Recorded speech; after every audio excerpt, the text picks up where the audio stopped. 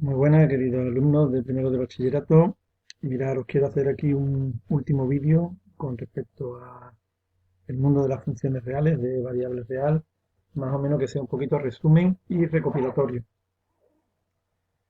Mirad, habíamos empezado a estudiar el mundo de las funciones y lo primero que habíamos visto era una serie de conceptos teóricos que me gustaría que estuvierais durante estos días siempre repasando.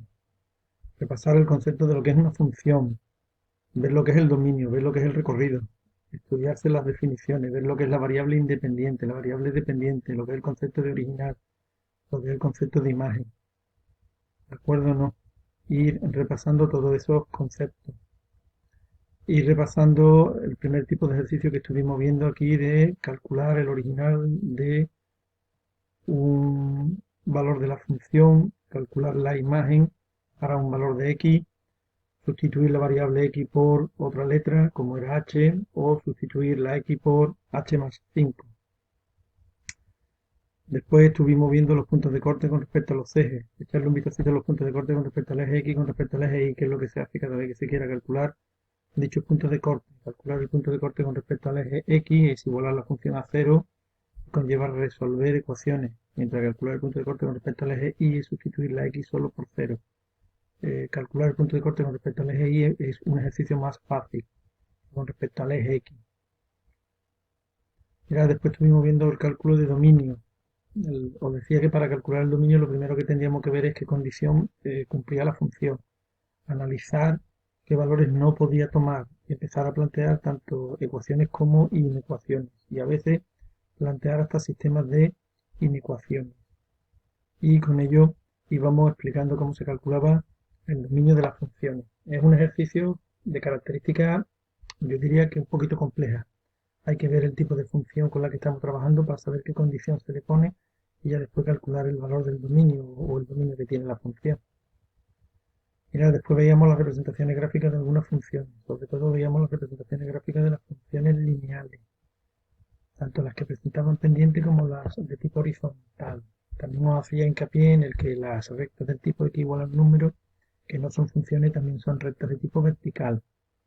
Veamos algunos tipos de ejercicios con ciertas curiosidades. Tendríamos que calcular el valor de la pendiente y la ordenada en el origen, sabiendo los puntos por donde pasaba la función, e incluso representarla. Para la representación gráfica de las funciones lineales es cuestión de hacer una tabla de valores muy sencillita. Es algo que hemos ido viendo a lo largo del curso, con lo cual no debería de costar mucho trabajo en la representación gráfica de este tipo de funciones. Bueno, después pasábamos a las parábolas, era un poquito más complicada. Teníamos que fijarnos en el coeficiente a, aprendernos la fórmula del vértice y después tabla de valores o incluso si queríamos calcular los puntos de corte. Cualquiera de todos estos conceptos nos sirven para la representación gráfica de las funciones parabólicas o cuadráticas. Veíamos también algunos ejercicios curiosos para calcular dicha parábola a partir de puntos por donde pasaba la función. Después veíamos las funciones de tipo racionales. Veíamos que eran hipérbolas de tipo equilateral, sabíamos que tenían asíntotas horizontales y verticales. Echar siempre un vistacito a la teoría, leer el documento.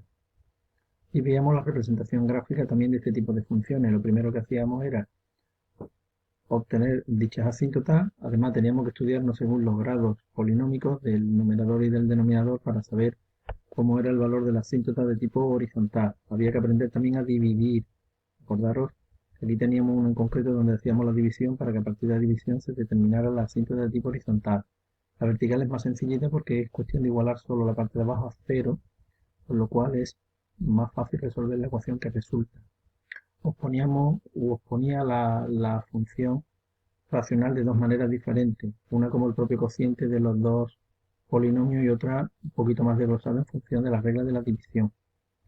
Y mirar, por último, os había hecho un par de representaciones gráficas de funciones definidas a trozos con el problema que conlleva este tipo de funciones, pero mirar, quiero hacer un poquito de hincapié en este ejercicio y ver la modificación.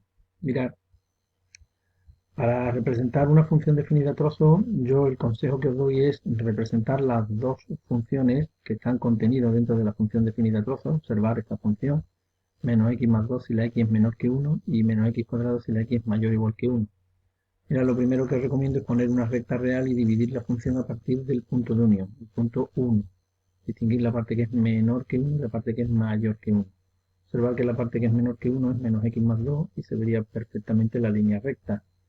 Y la parte donde la x es mayor o igual que 1, observar cómo pongo esta flecha indicando que toda esta zona, incluido el punto 1, sería con respecto a la parábola, a la menos x cuadrado.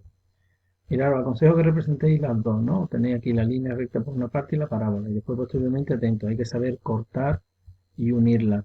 ¿Ven? Aquí tenéis el fragmento de recta, el menos x más 2 a partir del punto menor que 1. Y atentos, aquí tenéis el fragmento de parábola a partir del valor mayor que 1. Y observar cómo destaco los puntos en negro y en blanco para saber en qué zona estaría representado justo el valor 1.